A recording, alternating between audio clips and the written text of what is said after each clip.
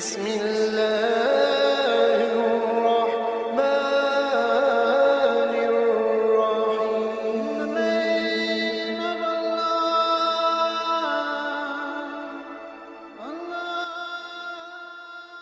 الرحيم بسم اللہ الرحمن الرحیم۔ شروع اللہ کے نام سے جو بڑا مہربان اور نہایت رحم والا ہے۔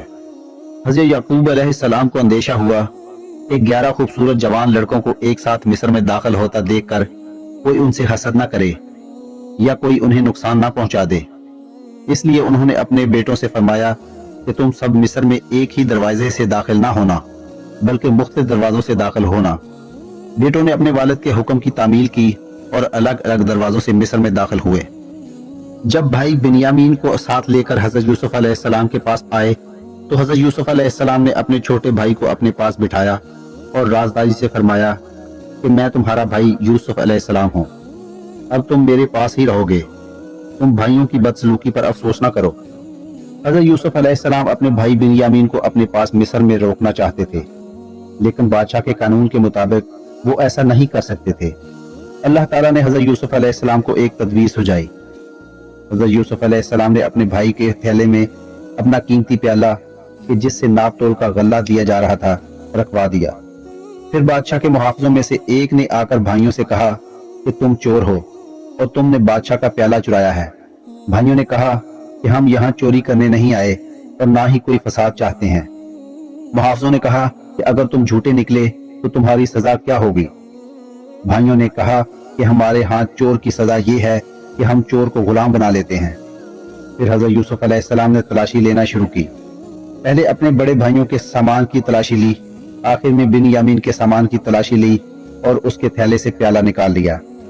جب بھائیوں کو پتہ چلا کہ ان کے بھائی نے چوری کی ہے تو انہوں نے کہا کہ اگر اس نے چوری کی ہے تو اس کے بھائی یوسف علیہ السلام نے بھی چوری کی تھی۔ حضرت یوسف علیہ السلام نے اپنے بھائیوں کی اس الزام تراشی پر صبر کیا اور دل میں کہا کہ جو تم باتیں بناتے ہو اللہ تعالیٰ اسے خوب جانتا ہے۔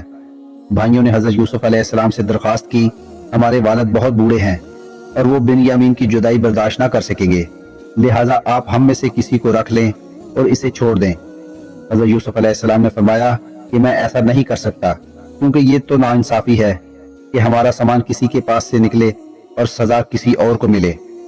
اس طرح حضرت یوسف علیہ السلام نے اللہ تعالیٰ کی تدبیر سے اپنے بھائی بنیامین کو اپنے پاس روک لیا۔ جب بھائی بنیامین کو لے جانے میں کامیاب نہ ہوئے تو آپس میں مشورہ کرنے لگے۔ انہوں نے کہا کہ اب ہم والد صاحب کو کیا جواب دیں گے؟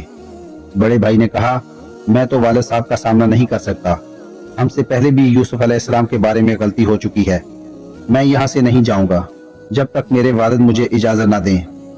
لہٰذا باقی 9 بھائی واپس اپنے والد کے پاس چلے آئے۔ بھائیوں نے گھر آتے ہی اپنے والد صاحب سے کہا کہ آپ کے بیٹے نے چوری کی جس کی وجہ سے وہ ہمارے ساتھ نہ آ سکا۔ حضرت یعقوب علیہ السلام نے فرمایا کہ پس میں تو صبر جمیل ہی کرتا ہوں، میں امید کرتا ہوں کہ اللہ تعالیٰ میرے باقی 3 بیٹوں کو واپس میرے پاس لے آئے گا۔ حضرت یعقوب علیہ السلام اپنے بیٹے کی یاد میں اتنے غمزدہ رہتے تھے کہ ان کی آنکھوں کی بینائی بھی جاتی رہی۔ انہوں نے اپنے بیٹوں سے فرمایا جاؤ اور ایک دفعہ پھر یوسف علیہ السلام اور اس کے بھائی کو تلاش کرو اور دیکھو اللہ تعالیٰ کی رحمت سے مایوس کبھی نہ ہونا، کیونکہ اللہ تعالیٰ کی رحمت سے کافر ہی مایوس ہوتے ہیں۔ بھائی دوبارہ مصر آئے اور حضرت یوسف علیہ السلام کے سامنے درخواست کی کہ ہمارے خاندان والوں کو بڑی تکلیف ہو رہی ہے، ہمارے پاس رقم بھی پوری نہیں ہے، ہمیں تھوڑی قیمت کے بدلے پورا غلہ عطا فرما دیجیے۔ حضرت یوسف علیہ السلام سے اپنے بھائیوں کی تکلیف دیکھی نہ گئی۔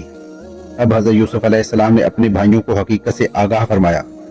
حضرت یوسف علیہ السلام نے فرمایا کہ تمہیں یاد ہے کہ تم نے اپنی نادانی میں اپنے بھائی یوسف علیہ السلام کے ساتھ کیا کیا تھا؟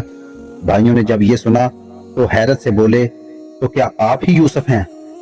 حضرت یوسف علیہ السلام نے فرمایا ہاں میں تمہارا بھائی یوسف ہوں، اللہ تعالیٰ نے مجھ پر احسان فرمایا اور یقیناً اللہ تعالیٰ تقوی اختیار کرنے والوں اور صبر کرنے والوں کے اجر کو ضائع نہیں فرماتا۔ بھائیوں پر جب حضرت یوسف علیہ السلام کی حقیقت واضح ہو گئی تو انہوں نے اپنے جرم کا اعتراف کیا اور بڑے شرمندہ ہوئے۔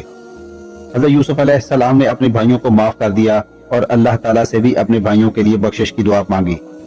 حضرت یوسف علیہ السلام نے اپنے بھائیوں سے فرمایا کہ میری قمیض لے جاؤ اور اس کو والد محترم کے چہرے پر ڈالو، اس سے والد محترم کی آنکھوں کی بینائی لوٹ آئے گی۔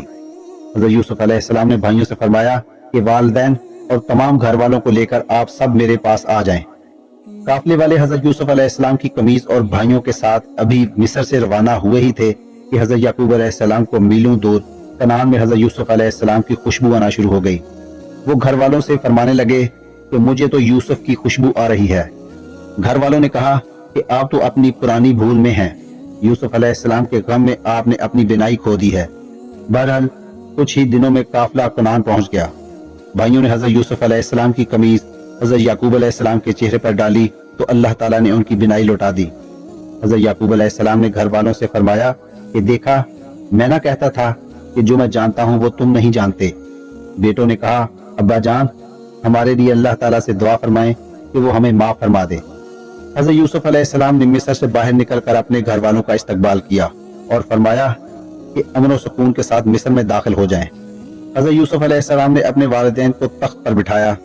اس وقت حضرت یوسف علیہ السلام کے والد، والدہ اور 11 بھائی سب کے سب حضرت یوسف علیہ السلام کے لیے سجدے میں چلے گئے۔ حضرت یوسف علیہ السلام پکار اٹھے کہ ابا جان، اللہ تعالیٰ نے میرے خواب کو سچ کر دکھایا۔ حضرت یوسف علیہ السلام نے اللہ تعالیٰ کی حمد و ثنا بیان فرمائی اور اللہ تعالیٰ سے دعا مانگی۔ اس طرح بنی اسرائیل کنعان سے نکل کر مصر پہنچے۔ مصر میں بنی اسرائیل کئی سالوں تک عیش و عشرت میں رہے۔ حضرت یوسف علیہ السلام کے انتقال کے بعد بھی اہل مصر بنی اسرائیل کی عزت کرتے رہے۔ مصریوں نے کچھ عرصہ بعد بنی اسرائیل کے خلاف بغاوت کی اور اس پوری قوم کو اپنا غلام بنا لیا۔ مصریوں نے اپنوں میں سے ایک بادشاہ منتخب کیا جس کا لقب فرعون رکھا۔